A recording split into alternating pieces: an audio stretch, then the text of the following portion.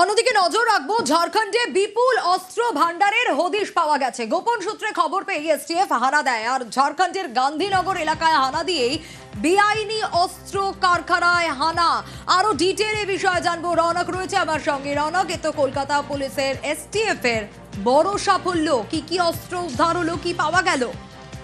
দেখো, একেবারেই গতকাল সকালে কলকাতা পুলিশের স্পেশাল টাস্ক ফোর্স ঝাড়খণ্ডের গান্ধীনগর অঞ্চলের উপর বাজার এলাকায় একটি বেআইনি অস্ত্র কারখানায় অভিযান চালায় এবং সেখানে অভিযান চালিয়ে অস্ত্র কারবারির মালিক সহ আরো একজন, মোট দুজনকে গ্রেফতার করে এবং এছাড়াও প্রায় 6টি সেমি ফিনিশ অত্যাধুনিক পিস্তল সহ বেশ কিছু অস্ত্রের যে অস্ত্র তৈরি করার অত্যাধুনিক যন্ত্রাংশ এবং বিপুল অস্ত্র উদ্ধার করা হয়েছে। নগদ 1 লক্ষ টাকা এবং গোটা যে অস্ত্র বেআইনি অস্ত্র ভান্ডার প্রত্যেকটি যে যন্ত্রাংশ তা বাজেয়াপ্ত করেছে কলকাতা পুলিশের স্পেশাল টাস্ক ফোর্স।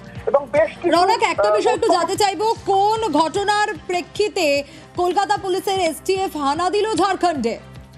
তাকে একেবারে তোমায় জানিয়ে রাখবো, আজ থেকে ঠিক 1 মাস আগে আনন্দপুর থানার অন্তর্গত একটি এলাকায় দুজনকে অস্ত্র কারবারি সহ অস্ত্র কারবারিকে গ্রেফতার করে কলকাতা পুলিশের স্পেশাল টাস্ক ফোর্স। তারপর থেকেই কিন্তু কোথা থেকে তারা এই অস্ত্র আনছিল বা এই অস্ত্র কোথা থেকে মজুত করছিল গোটা বিষয়টি কিন্তু তারা অভিযান চালাচ্ছিল এবং তাদেরকেই জিজ্ঞাসাবাদ করে এই ঝাড়খণ্ডের যে গান্ধীনগর অঞ্চলে বেআইনি অস্ত্র কারবারির হদিশ পায় স্পেশাল টাস্ক ফোর্স। এবং গতকাল ঝাড়খণ্ড পুলিশের সঙ্গে যৌথ অভিযান চালায় এবং সেখান থেকে বিপুল পরিমাণে বেআইনি অস্ত্র সহ অস্ত্র তৈরির যন্ত্রাংশ এবং দুজনকে গ্রেফতার করা হচ্ছে, তাদেরকে নিয়ে আসা হচ্ছে, আদালতে তোলা হবে। এবং শুধু তাই নয়, এর সঙ্গে সঙ্গে নগদ 1 লক্ষ টাকা উদ্ধার করেছে কলকাতা পুলিশের স্পেশাল টাস্ক ফোর্স। এর পেছনে আরো কেউ জড়িত রয়েছে কিনা বা এর পেছনে অন্য রকম কোনো নাশকতার ছক ছিল কিনা গোটা বিষয়টি কিন্তু খতিয়ে দেখছে কলকাতা পুলিশের এসটিএফ। বেশ।